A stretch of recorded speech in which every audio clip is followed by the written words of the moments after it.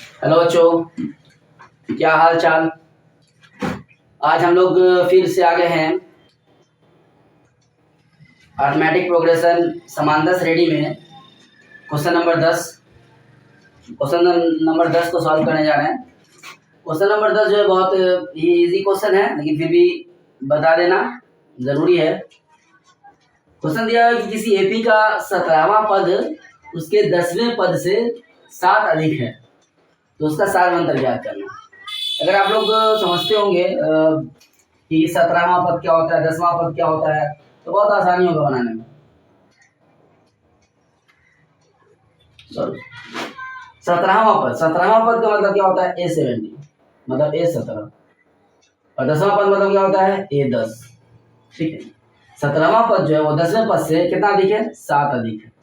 ठीक है, असल में 17वां पद 10वें पद से कितना अधिक है, 7 अधिक है।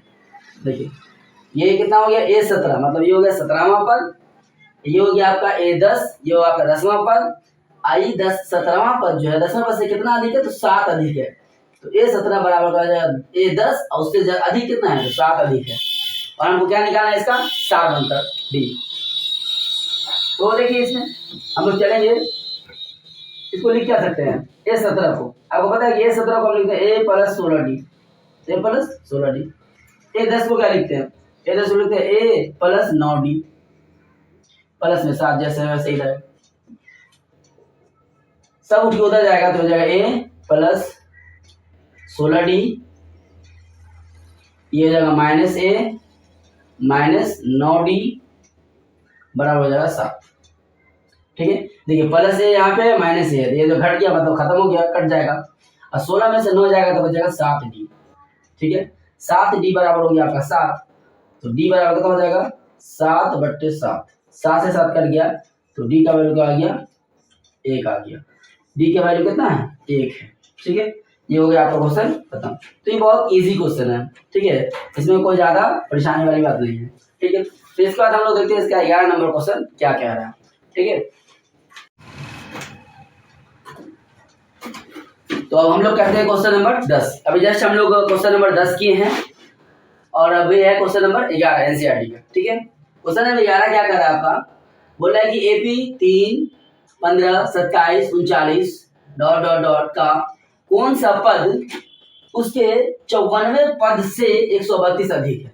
ठीक है, क्या बोल रहा है कि वो एपी है, उसका कोई ऐसा पद है जो उसके 54वें पद से 132 अधिक है। तो हम लोग क्या करेंगे, सबसे पहले जो एपी में क्या क्या गिवन दिया उसको लिखेंगे, उसका उसके जो क्वेश्चन अकॉर्डिंग टू क्वेश्चन, मतलब क्या बोल रहा है क्वेश्चन के अनुसार हम लोग चलेंगे। आपने आप खुद ब खुद आंसर आपका आ जाएगा। देखिए क्या दिया, सबसे पहले एपी दिया है, एपी में ए दिया हुआ है आपका, ए किसको बोलते हैं, प्रथम पद को, सीधा सीधे ए लिखते हैं हम लोग। ए कितना दिया हुआ है, 3। ठीक है, दूसरा चीज क्या दिया हुआ है, डी दे दिया है, डी आपका कैसे निकलेगा, A2 minus A1, A2 minus A1। A2 कितना आपका 15 और माइनस 3 बराबर हो जाएगा 12, ये डी निकल गया आपका। उसके बाद आपका क्या बोला, 54वें पद, तो एपी है ना, उसका कौन सा पद, तो एनवां पद, उससे कितना अधिक है, तो उसके इसका कोई पद होगा वैसा, उसको मान लेते कि एनवां पद, हमको तो पता नहीं है कौन सा पद है, तो उसका कोई ऐसा पद है एक जो उसके 54वें पद से 132 अधिक है। तो हम लोग कैसे लिखेंगे इसको, इस बात को लिखेंगे कि इसका जो एनवां पद है, मान लेते हैं उसका एनवां पद जो है वो उसके 54वें पद से 54वें पद से 54वें पद से क्या है, 54वें पद से 32 अधिक है। तो 54वां पद क्या हो जाएगा उसका, ये हो जाएगा A54, अब प्लस कितना अधिक है, तो 132 अधिक है। ठीक है, किसी एपी का एनवां पद है ना, मान लेते हैं कि कोई पद होगा जो एन का वैल्यू हम निकालेंगे, तो जो एनवां पद है वो उसके 54वें पद से क्या है, 132 अधिक है। 54वां पद क्या लिखेंगे, A54। एनवां पद का हम लोग को फॉर्मूला पता है, कोई भी एपी उसका एनवां पद निकालना है तो क्या होता है, A plus N minus 1D। ठीक है, और 54वां पद के लिए क्या होगा, A और प्लस क्या हो जाएगा 55D, सॉरी 53D। 54वां पद कितना हो जाएगा 53D, और प्लस ये 132 जैसे का ऐसे रहेगा, ठीक है अधिक है। अब देखिए अभी जस्ट आपने ए का वैल्यू निकाला, ए का वैल्यू 3 प्लस एन का वैल्यू तो हमको फाइंड ही करना है और डी का वैल्यू हमने अभी जस्ट निकाला कितना 12, ए बराबर कितना 3 प्लस कितना 53 इंटू डी का वैल्यू कितना निकालना है 12 और प्लस क्या हो गया 132। ठीक है, ये हो जाएगा 3 प्लस ये हो जाएगा 12 से मल्टीप्लाई होगा तो ये हो जाएगा 12n। ठीक है, और ये मल्टीप्लाई होगा 1 से तो हो जाएगा -12। ठीक, फिर ये 3 अपनी जगह पे रहेगा और ये 53 गुना होगा 12 से तो 53 गुने 12 कीजिए 53 53 अब गुने 12 तो ये 3 दूना 6 और 5 दूनी 10 तो हो गया कितना 106 और ये हो जाएगा 53 ये जाएगा 6 3 5 है 6 हो जाएगा 636। कितना आएगा 636 636 और प्लस हो जाएगा 132।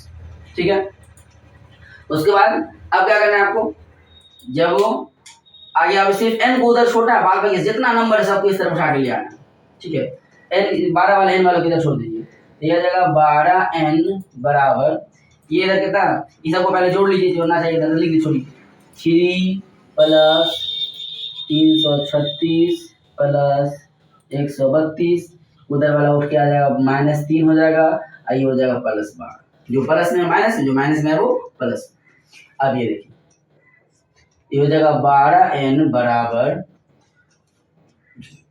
ये आपका 3 सबको जोड़िए इसमें से ऐसे +3 और -3 ये दोनों कट जाएगा। अब 3 को जोड़ना है आपको 636 प्लस 132 और प्लस 12 सब जुड़ जाएगा तो हो जाएगा 6 और 4 10 के 0 हाथ में 1 3 3 6 और 2 कितना हो जाएगा 8 बचेगा कुछ नहीं है तो 6 1 7 हो जाएगा 780। ठीक है, कितना निकल के आ गया 780। ये 780 आया कितना 12n बराबर।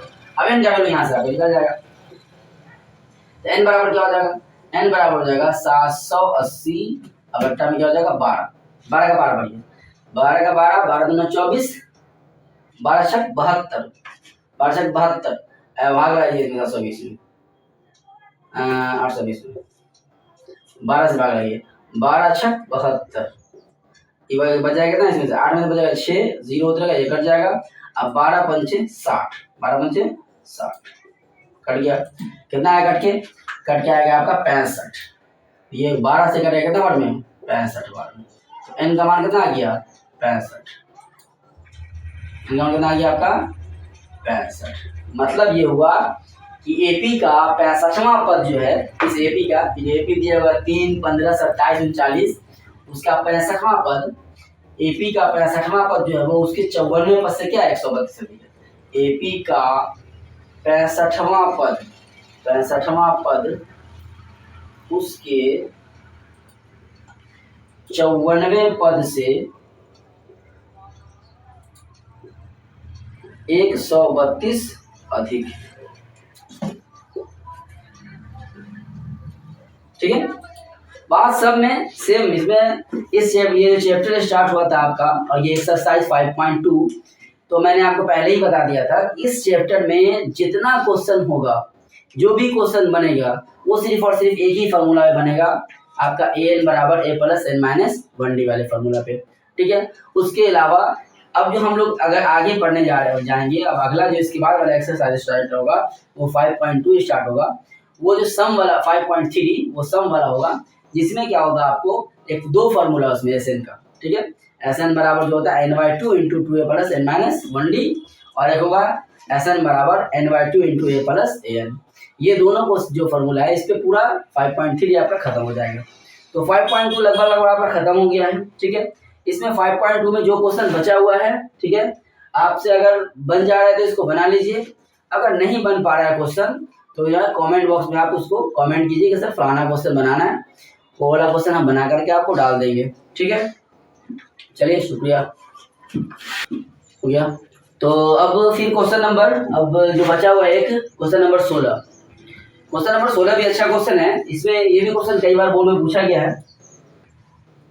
तो इसे पूछा है कि वह एपी ज्ञात कीजिए, इसमें एपी ज्ञात करने के लिए बोला है कि वह एपी ज्ञात कीजिए जिसका तीसरा पद 16 है। इसका तीसरा पद क्या है 16 है और सातवां पद जो है उसके पांचवें पद से 12 अधिक है। ठीक है, तो तीसरा पद क्या है 16 है। तीसरा पद कहने का मतलब ये तो कई क्वेश्चन से हो रहा है कि पहला पद मतलब जो ए जो होता है A1 होता है, दूसरा पद हो गया A2, तीसरा पद A3। इस तरीके से तो ये बोला है कि तीसरा पद, तो तीसरा पद बोला मतलब बोला A3 बोला, तो यहाँ हम क्या दिया है A3 में A3 बोला है कि A3 इक्वल टू 16। तीसरा पद कितना है 16 है, A3 इक्वल टू 16। इसको हम लोग आगे बढ़ेंगे, इसको हम लिख सकते हैं कि A प्लस 2D, तीसरा पद क्या लिखते हैं A plus 2D, A plus 2D बराबर 16, ये हो जाएगा हमारा इक्वेशन 1। ठीक है, उसके बाद दूसरा बात क्या बोला, दूसरा बोला कि सातवां पद जो है उसका वो उसके पांचवें पद से 12 अधिक है। मतलब क्या है कि A7 जो है उसका सातवां पद वो उसके पांचवें पद से कितना अधिक है 12 अधिक है। इसको जब हम लोग आगे बढ़ाते हैं तो ये हो जाएगा हमारा A7 जो है वो हो जाएगा A प्लस 6D, A5 क्या लिखाएगा A प्लस 4D, अब प्लस क्या हो जाएगा 12। जब इसको एक इस तरफ एक उस तरफ ले जाएंगे तो ये हो जाएगा आपका A plus 6D minus A minus 4D equal to हो जाएगा 12।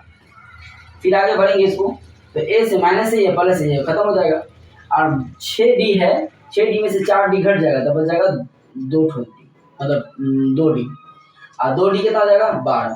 तो D का वैल्यू यहाँ से निकल के आएगा 7 बनता है, वो हो जाएगा 12/2, और 2 से ये कटेगा तो 2 6 12, मतलब D का वैल्यू कितना निकल जाएगा आपका 6। D का वैल्यू आपका कितना निकल के आ गया 6 निकल के आ गया। ठीक है, अब D का वैल्यू जब 6 निकल गया है उसका हम लोग चलेंगे इक्वेशन 1 में, समीकरण 1 में, समीकरण 1 में D का मान रखने पर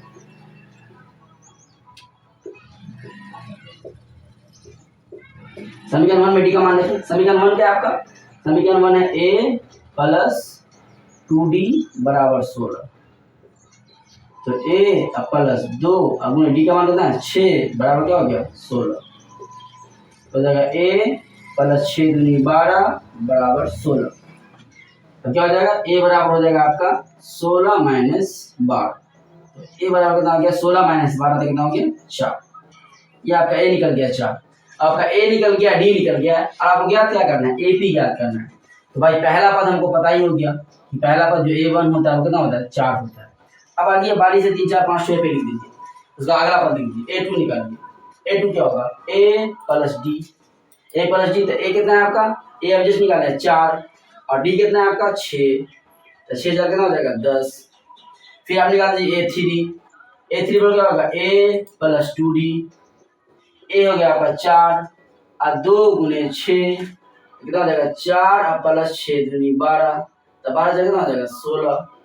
फिर निकालिएगा A4, A plus 3D, A plus 3D, A कितना है A आपका हो गया 4 प्लस 3 गुने D का वैल्यू 6, तो 4 प्लस 6 3 18, 18 से कितना हो जाएगा 22। फिर निकाल दीजिए A5 बराबर A प्लस 4D, A कितना है 4 और D का वैल्यू कितना है 6, ये हो जाएगा 4 और प्लस 24 इक्वल हो जाएगा 28। ठीक है, तो आपका AP क्या हो गया, तो AP बराबर आपका क्या हो जाएगा AP बराबर पहला पद क्या हो गया 4, दूसरा पद निकला 10, 16, उसका क्या निकला 22, उसका क्या निकला 28। ऐसे आगे अगर जितना पद चाहिए, जितना पद इसका चाहेंगे निकालते चले जाएंगे। ठीक है, कोई दिक्कत नहीं, क्योंकि हमको A और D पता होना चाहिए सिर्फ AP निकालने के लिए। ठीक है, थैंक यू।